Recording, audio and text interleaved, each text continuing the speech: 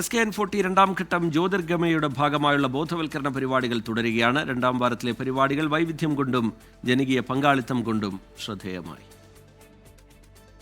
പ്രിയപ്പെട്ട പ്രേക്ഷകരെ, ജ്യോതിർഗമയ ആരംഭിക്കുന്നു. ഇന്ത്യൻ മീഡിയ കണ്ട ഏറ്റവും വലിയ ബോധവൽക്കരണ യജ്ഞം ഇവിടെ ആരംഭിക്കുന്നു. നിങ്ങൾക്കറിയുന്ന പോലെ SKN40യുടെ രണ്ടാം ഘട്ടമാണ്.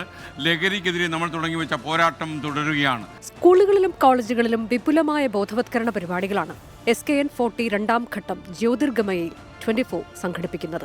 24നെ അഭിനന്ദിച്ച് മുൻ പ്രതിപക്ഷ നേതാവ് രമേശ് ചെന്നിത്തല. നിങ്ങളൊരു ക്രൂസൈഡ് എന്ന നിലയിൽ ഇതിനെ മുന്നോട്ട് കൊണ്ടുപോവുകയാണ്. തീർച്ചയായും കോളേജിലും സ്കൂളിലും പഠിക്കുന്ന കുട്ടികൾക്ക് പുതിയ അവബോധമുണ്ടാകും.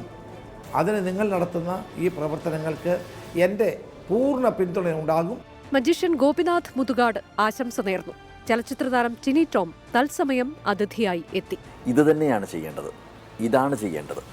കാരണം വളർന്നു വരുന്ന കുഞ്ഞുങ്ങളെ സംബന്ധിച്ചിടത്തോളം ആ കുട്ടികൾക്ക് എന്ന് തിരിച്ചറിയുന്നതിന് മുമ്പ് അവരുടെ മനസ്സിലേക്ക് യഥാർത്ഥ ചിത്രം, അതായത് ഈ മദ്യവും മയക്കുമരുന്നും വരുത്തി വയ്ക്കുന്ന വിനയുടെ ചിത്രം പറഞ്ഞു കൊടുക്കുക എന്ന് പറയുന്ന ഏറ്റവും പ്രാമുഖ്യമേറുന്നൊരു കാര്യത്തിലേക്കാണ് 24 ന്യൂസ് ഇറങ്ങിയിരിക്കുന്നത്.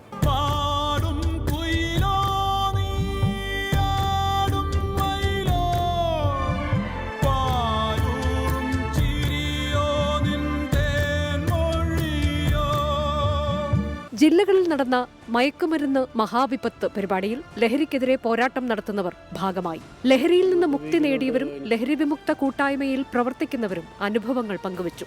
എല്ലാ ആഴ്ചകളിലും കുട്ടികളെ കൊണ്ട് എടുപ്പിക്കുകയും ആ കുട്ടികളിൽ നിന്ന് തുടർച്ചയായിട്ടൊരു അവരൊരു ടച്ച് വേണം നമുക്ക്. ആറന്മുളയിലെ തെക്കേമുറി പള്ളിയോടത്തിന്റെ ലഹരി വിരുദ്ധ വഞ്ചിപ്പാട്ട് ഉൾപ്പെടെ വിവിധ കലാപരിപാടികളും നടന്നു.